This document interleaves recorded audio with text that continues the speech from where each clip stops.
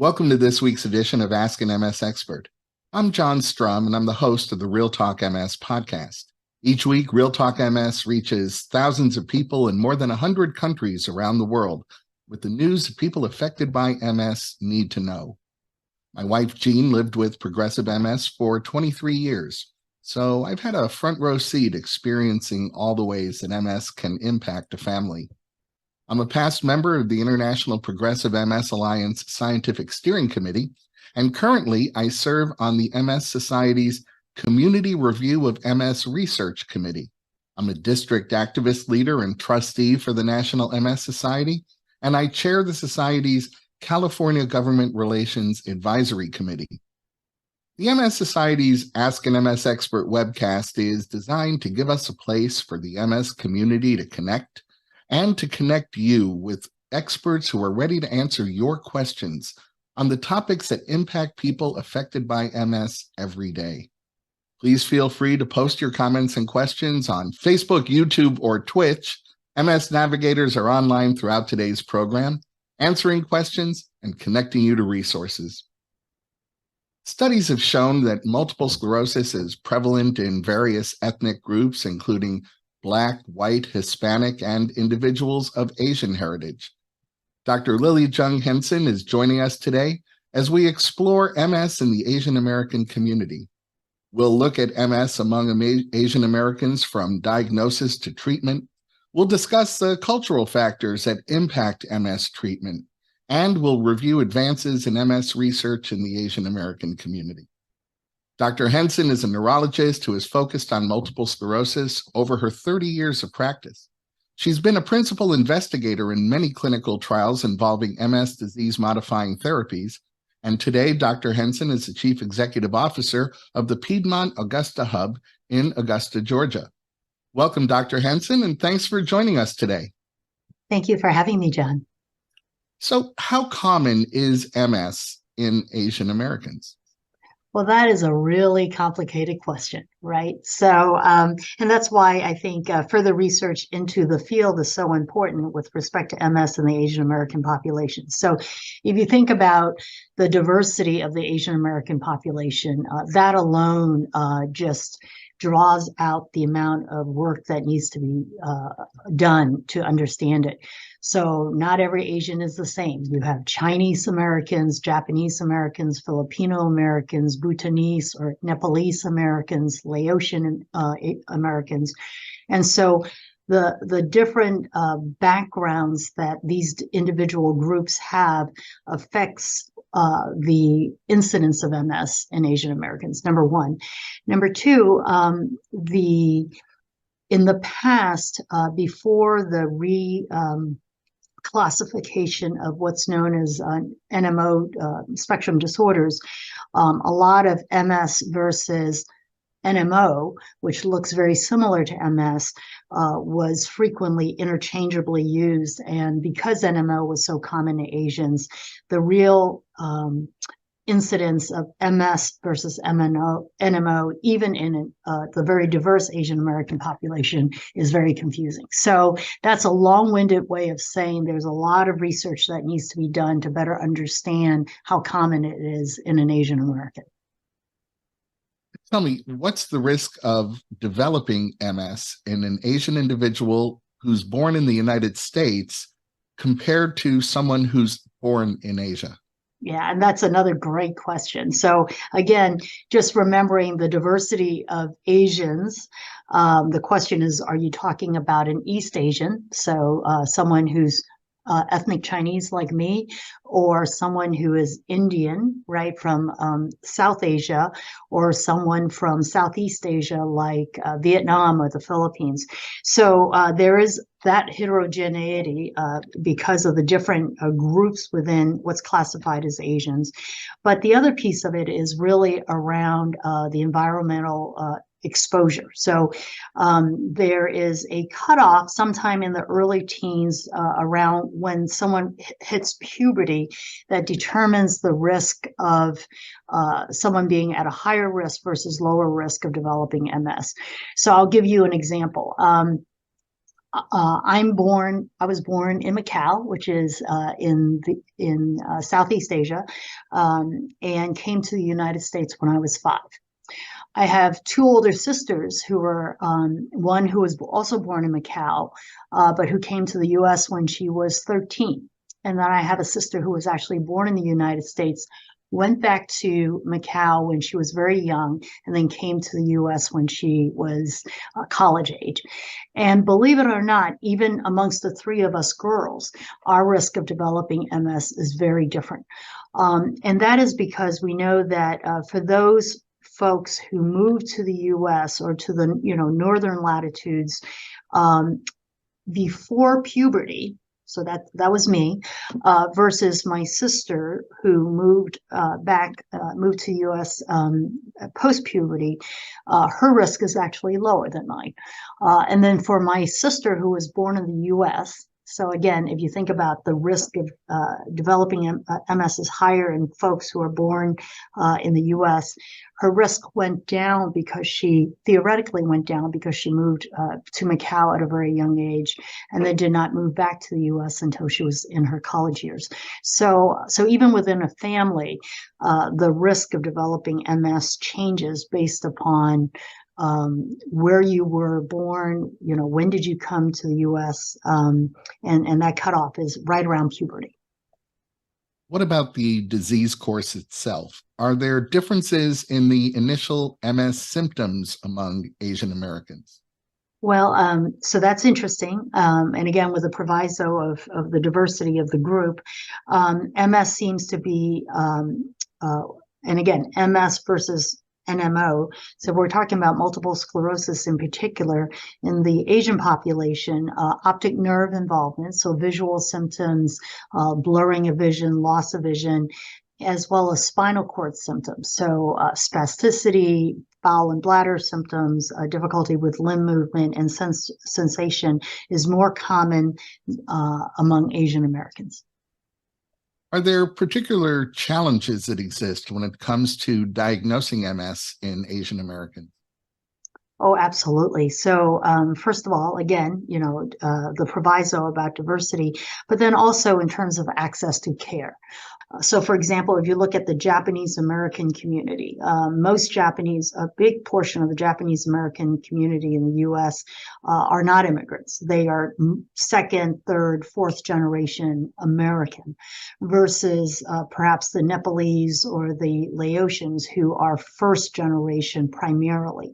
And so if you think about those 2 groups, and access to education, access to household income, which is associated with education usually, you could imagine then from household income to having access to insurance and medical care, that's a very disparate issue in terms of access to getting a diagnosis of MS. Again, someone who is American born, is very westernized, has access to healthcare insurance because by virtue of their jobs, right? Because most of us get our medical insurance through our work, are more likely to go see a physician, go see a primary care doctor, go see a neurologist, like any other American would when they have symptoms that are worrisome for MS. Someone who is newly immigrated to the U.S., who may find it difficult because of lack of insurance and because of cultural issues, may be much later in the picture with respect to coming to medical attention. And then there's also the cultural issues with respect to, thinking about symptoms and whether or not they're relevant or not. Again, those who are more new to the American environment may be less likely to think of their symptoms and think of then accessing healthcare. I want to circle back to some of those cultural issues in just a moment, but let me ask you, are there differences in response to disease-modifying therapies among Asian Americans with MS compared to others? Well, that's a great question. And the short answer is no. That in fact, with Asian Americans with MS, that you can use the data that is out there with respect to the individual disease modifying therapies with respect to their efficacy. However, that's very preliminary information. Obviously, participation in the clinical trials is lower in the Asian American population than in the Black or white American population. Again, partly because of the percentage in the population, partly because of, again, cultural issues. And so there's a lot more digging into understanding how Asian Americans respond. But the preliminary data that's out there suggests that there is little difference in efficacy between Asian Americans and the predominant white American group of MS patients. Let's talk a little bit about the cultural issues that you briefly referenced a moment ago. We've seen in other ethnic groups that culture often factors into how they perceive and choose to access healthcare. Are there any cultural misconceptions about chronic illness that exist within the Asian American population? Yeah, I think really the issue around chronic illness is around your ability to be productive in society, right? Again, if you think about the Asians who are new immigrants who are less likely to have a college education, whose work is more likely to be labor intensive as opposed to someone who's sitting at a desk job because they've had a college education. Those impact your ability to say, gosh, I'm going to access, medical attention, first of all, to further figure out what's going on with my symptoms. The other piece of it is that in the Asian population, again, more common in the first generation Asian population as opposed to those who are more westernized, the idea of preventative care is not really there. So, going to see a primary care provider for evaluation on an annual basis without symptoms is pretty unlikely. So waiting until one is symptomatic and therefore, more potentially to have to be further along in a disease process is common, not just in MS, but in any other disease, right? Where the longer you wait, the more symptomatic and potentially worse off you may be. There's also the issue around accessing care from a cultural standpoint in that, it's because the first generation is less likely to be English speaking, being able to access English language interpretation is difficult. And so frequently we know that immigrants, not just in the Asian population, but in the African and the Hispanic population, the patients who come in are counting on their children to serve as interpreters, right? When organizations like hospitals and clinics don't have access to healthcare interpreters. And so being able to talk about sensitive subjects like urination and bowel and sexual functioning and strength, first of all, is difficult to have with your child as the interpreter. There's also obviously the difficulty in terms of translation, what gets literally lost in translation from the patient to the interpreter, whether the interpreter is a trained interpreter or a child, that then gets back to the provider who's trying to understand the symptoms. There's a lot that can be lost in translation. And then the other piece of it is that, at least for the Asian population, there is this hierarchy, right? You respect your elders. Your elders are at the top or at the pinnacle. And so for an elder to acknowledge that he or she may be having symptoms really creates a change in the power dynamic that is significant. And so that's something that needs to be considered as well. I heard you start to answer this next question, but I think it's an important one and worth kind of going over once again. The cultural factors that we've been discussing, do they have an impact on MS disease progression in the Absolutely. American? Yeah. Yeah, absolutely. So, so we talked about access to care and perhaps the delay in accessing care. The other piece of it, right, is that once you reached a diagnosis of MS, then what? And we all know that there are wonderful therapies out there right now that really do make a difference in the course of the disease.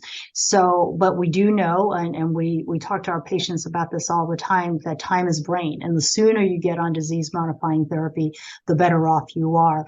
Particularly, again, nowadays when we have so many amazing options that we didn't have 20 years ago, for example. So the fact that folks are accessing care later it means that they're behind the 8 ball already by the time they make the diagnosis. The other piece of it is there's this common misconception amongst Asians, and I see it in my own family, that Western medicine is strong. Well, it is, but and therefore more likely to cause side effects, and which puts the barrier with respect to embracing the idea that there's treatment available and that one can access to make a difference. So even if it takes, again, if you're thinking about the fact that someone's already more further along in their disease process because of the access to care, and then being willing to accept the fact that there are therapies out there that are efficacious where the risk versus benefit ratio is such that it's much better to take the medicine than not. Getting that through can be really difficult. And then the other piece of it, again, is that if you think about it from, again, the difference between someone who's second or third generation American who is, has access to healthcare insurance versus a first generation who may be less educated, lower household income, less likely to be insured, being able to it's do you spend money on your housing, your rent and food versus you spend money on these expensive medications that are out there. And so being able to even get through that piece is huge. Well, I heard you mention the perception of Western medicine among the Asian American community. What are some of the main differences between Western medicine and alternative therapies that are often a part of Eastern medicine? And can they work together? Well, the answer is we don't know, right? And so we don't know because and again, as a American trained neurologist, I obviously have my bias with respect to the science behind the medications that are developed, that are approved through the FDA process, and then out on the market. The alternative therapies, most of them have been, typically herbal therapies, have been around for many years. There really isn't the data gathering and the understanding as well as we do with Western medicine about the mechanism of action. Why do these medications work? How do they work? Are they efficacious? Number one. And then the other piece of it is one of the beauties of the therapies that we have in MS is that we really have targeted the disease. Right. And so depending upon which disease modifying therapy you're on, there are specific mechanisms of action that these drugs have that make a difference, whether you have progressive MS or remitting relapsing MS, whether you have an aggressive form of MS or relatively more benign course of MS. The herbal therapies that are out there, first of all, obviously have not been intentionally studied and therefore targeted to the disease process, number one. And number two, are more likely, if they do make patients feel better, are more likely to be symptomatic therapy as opposed to disease modifying. And although we think that symptomatic therapy in MS is really an important part of managing the disease, that manages the symptoms, but it doesn't keep the disease from getting worse, which is what the disease modifying therapies are. So, and now that all of that is not meant to bash alternative or herbal therapies. We just don't know.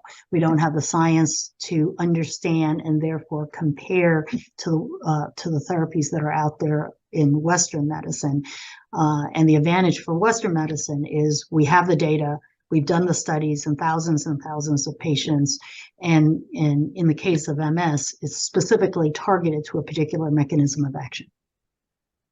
Has research identified inequities when it comes to accessing MS care and treatments for Asian Americans? And if that is the case, what can be done to address those inequities?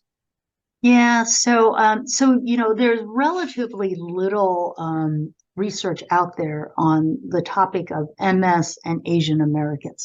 So if you look at the literature that's out there, the English literature that's out there with MS, less than 1% of the articles that are out there actually have the word Asian, right? And Asian could be one word in a 30-page manuscript mentioned once. So there's relatively little data out there, first of all, about the incidents, but then about other aspects. But we do have really good information with respect to access to healthcare in general for Asian Americans. And again, we talked about the fact that very diverse groups, depending upon when they came to the U.S., what their educational level is, what their household income level is, access to insurance, which is usually in the U.S. job-based. And even in that scenario, I looked at some data that looked at the difference between access to insurance for Asian Americans who did have job-based insurance versus whites. And if you looked at the 6 primary groups of Asian Americans, Chinese, Japanese, Korean, Filipino, Indian, and Vietnamese, it's actually only the Japanese American population that has access, comparable insurance coverage access to whites than the other 5 groups, which again, I think possibly is related to the fact that the majority of Japanese Americans are not first generation immigrants, and therefore are further along with respect to the socioeconomic growth that occurs with successive generations. The other piece of information that we do know, again, not specific to MS, but for access to health care for Asian Americans, is the impact of the Affordable Care Act. So it's shocking to see that the medically underserved areas for Asian Americans are where you have the most Asian Americans. So in California, San Francisco, LA, and then in New York, Brooklyn, Manhattan, Queens, and are the big areas. And before the Affordable Care Act versus after the Affordable Care Act, Asian Americans having access to coverage went up significantly post Affordable Care Act. And that is really pretty darn significant because of the implications, not just for those patients, but their ability to stay engaged in the workplace and continue to produce. So we do know that having access to healthcare via the Affordable Care Act is important, and in particular, in those states that have Medicaid expansion as a part of the Affordable Care Act. You recently co-authored research on the characteristics of multiple sclerosis and demyelinating disease in the Asian American population. Can you tell us about your research? Sure, and I don't want to take too much credit for that. It really was done by a group of physicians at UC San Francisco, really focused on looking at retrospectively Asian Americans and the clinical characteristics of MS and NMO spectrum disorder in their patients. It was a very small group. It was 282 patients had their charts reviewed. Out of that, they were able to identify out of 181 of those patients the region of ancestry, even though that's complicated, right? But technically, were they Chinese American versus Japanese versus Korean American? and talking about ability to access care, so preference for use of English. The majority of them preferred the use, these patients preferred the use of English, but interestingly, fewer East Asian patients did. South Asians, the Indian population, had a much higher household income than the other groups. MS was present in about 76% of those patients versus NMO spectrum, which was about 14%. So way more MS versus NMO. And part of that, again, is related to the recent reclassification of how you make a diagnosis of NMO versus MS. More patients with NMO were of East Asian and Southeast Asian descent. So Chinese, Japanese, Korean, Vietnamese versus, say, South Asian. And then Asian MS patients were more likely to be younger at the onset of their symptoms and at the time of diagnosis than non-Asian MS patients in their category, in their clinic. And then the severity of symptoms were fairly similar to non-Asian MS patients, but definitely worse among the Southeast Asian population. So lots of interesting data points. It's a good first step. Obviously, a lot more needs to be done. Are there any resources available for Asian Americans to learn more about MS and even connect with others? Well, unfortunately, there isn't, other than through the National MS Society. And, you know, even the great work that the MS Society is doing is focusing on the big groups, right, of patients with MS, the African American group of patients with MS and the Hispanic group of patients with MS. So unfortunately, Asians are still considered a smaller group. And so there isn't Asian American specific data that's out there and information that's out there to access. But my hope is that by bringing, you know, this article that was published in the MS Journal to light and getting that information out there, getting folks to really think about the fact that there are disparities that occur with the Asian American population versus non-Asian. So that's my plug for that. But the National MS Society is my place to go to for my patients, because they have just wonderful resources for our patients. And I wasn't paid to say that, by the way. You know, bridging cultural divides by respecting cultural differences is important in really every aspect of life. What should someone look for in a healthcare team that shows respect for cultural beliefs and practices? Well, I think, and it's interesting because one of the studies that I looked at, again, not related to MS, but in terms of access to care by Asian Americans, is that most patients preferred an Asian physician. And that is because, you know, the perception is that they are more likely to understand the nuances that a patient brings to bear with respect to their cultural background. Obviously, there aren't enough Asian physicians out there, but I think that non-Asian providers can be effective by listening carefully, and also by carefully looking at potential stereotypes and interpretations that may be made, right? So asking the why. Why did my patient decline to take medication? Why did my patient miss their appointment? Why did my patient decline to get the MRI scan? And asking why multiple times, and being respectful and not judgmental, which can certainly be easy to do, to understand the why. And then once you break through the why, that allows you to then be effective in terms of helping your patient reach the treatments that they so deserve and need. Well, thank you for sharing some important insights with us today. I think you've identified several opportunities where we can see or hope for some improvement. What would you say are the top 3 takeaways that you'd like our viewers to remember? Boy, that is hard because obviously, as you can tell, I've got several. But first of all, it's important to remember the diversity of the Asian population. So an Asian American can be, a Japanese American, Chinese American, an Indian American, a Filipino American, a Bhutanese American, and all of their backgrounds causes a different aspect of their risk of developing MS and their ability to get diagnosed and their ability to get treated, number one.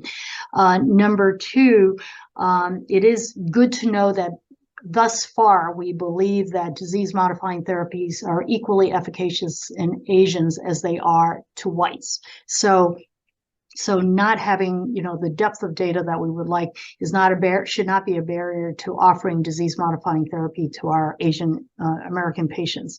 And then number three, just recognizing the significant barriers to care, access to insurance coverage, and the cultural norms that folks bring to this is something that's really important. So those are the top three. Well, I want to thank everyone who submitted questions, and thank you, Dr. Henson, for being with us today. You're welcome.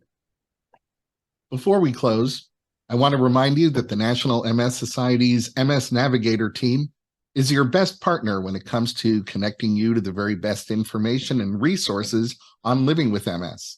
You can reach an MS Navigator by phone, email, or through the Society's website by chat. And for information and resources on all things related to MS, please be sure to visit the MS Society's website. You'll find research updates and news, information on connection programs like self-help groups. You'll hear about ways that you can get involved, and you'll find out about upcoming events that are taking place near you. Remember, you can connect with the National MS Society and others affected by MS on Facebook, Instagram, Twitter, YouTube, and LinkedIn. And I hope you'll join me every week on the Real Talk MS podcast, where I continue the conversation that we start here. You'll find Real Talk MS at realtalkms.com, Apple Podcasts, Google Podcasts, Spotify, Amazon Music, or wherever you find your favorite podcasts. I'd like to thank Dr. Henson for joining us today. Please remember that a recording of this webcast will be available at the Society's website at nationalmssociety.org/MSexpert, as well as on Facebook and YouTube. I hope you'll join us at this same time for next week's edition of Ask an MS Expert. You can always find our upcoming program topics on the National MS Society's website. And now I have a favor to ask each of you. Getting your feedback on today's webcast is important. So if you're watching on Facebook Live, you'll see a link to a survey pinned in the comments section. On YouTube, you'll find that link in the program description. And on Twitch, you'll see that link in the chat. Completing the survey makes a real difference. The information you provide helps us to continuously improve, and it helps shape future programs. The survey takes just 1 minute, so I hope you'll take a minute to fill it out. On behalf of Dr. Lily Jung Henson and the National MS Society, I want to thank you once again for joining us. Please stay safe and make healthy choices.